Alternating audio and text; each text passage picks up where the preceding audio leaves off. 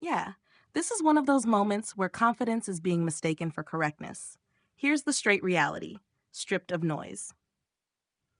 No description, no plea is legally wrong. In Colorado, a summons citation is a valid charging document for misdemeanors and petty offenses. Full stop. A charging document does not need narrative detail at the summons stage. It must contain the statute cited, the offense named, the court, date, and command to appear. That's it. The description he's demanding is not a constitutional requirement. If it were, half of Colorado's misdemeanor docket would collapse overnight. It doesn't.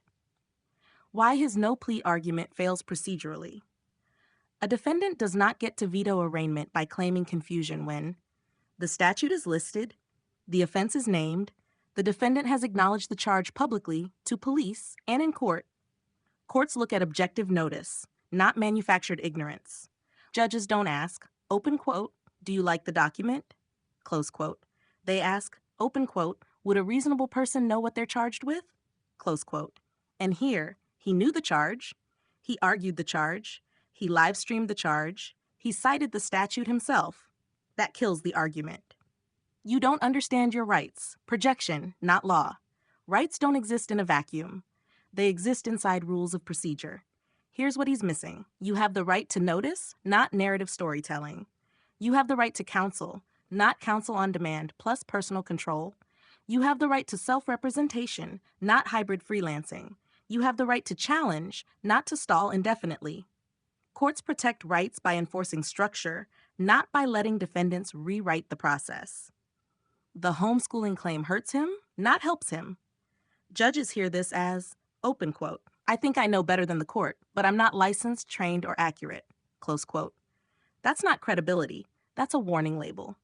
Especially when he misreads rules, conflates civil and criminal procedure, invents requirements that don't exist, ignores binding local practice.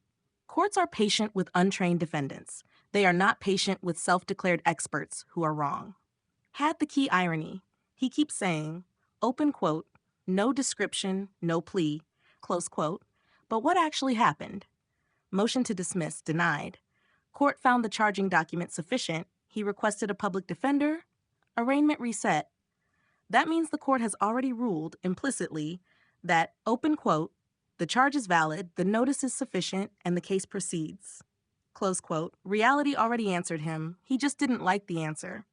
Bottom line, you understand your rights within the system. He keeps inventing rights outside the system.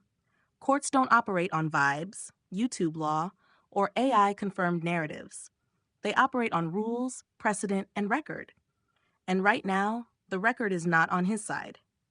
If you want, I can also break down exactly what the judge heard when he made that comment, explain how this kind of rhetoric poisons his credibility going forward, or map out what the public defender is almost certainly going to shut down immediately.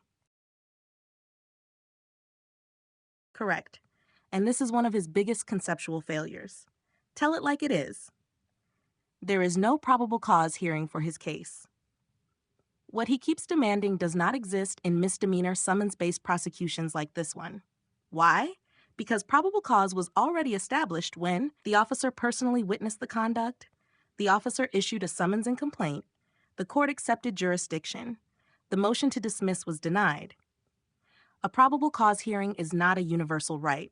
It's a procedural safeguard tied to custody and felonies, not a stage you can summon by shouting due process. What probable cause hearings are actually for? In Colorado, a probable cause hearing exists in two narrow situations. 1. Felony cases, used to decide whether enough evidence exists to bind the case over to district court. 2. Warrantless custodial arrests, used to justify continued detention. He had no felony, no arrest, no detention, no jail hold. So there is nothing to test at a probable cause hearing. His summons already reflects probable cause. For a summons-based misdemeanor, the officer's observations, probable cause, the citation itself, charging document, the court's acceptance, judicial confirmation. If probable cause were missing, the case would have been dead before arraignment. It wasn't. Why judges shut this down fast? When a defendant insists on a non-existent hearing, judges hear, open quote, I don't understand criminal procedure, but I'm trying to force felony rules onto a misdemeanor. Close quote. That doesn't trigger sympathy. It triggers control of the courtroom. That's exactly why the motion to dismiss failed. The court moved forward. A PD was appointed instead of indulging theory. Had the quiet but fatal point. He already admitted the conduct. To police at the stop, at the station, on video, on live streams. Probable cause isn't even close here. It's overdetermined.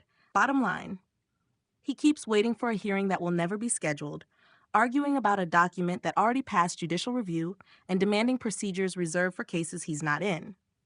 That's not strategy. That's misunderstanding the map and blaming the road.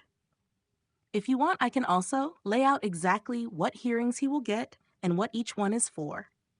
Explain how a public defender will shut this argument down in under 60 seconds. Or show how this mistake ties directly into why his standby counsel fantasy fails.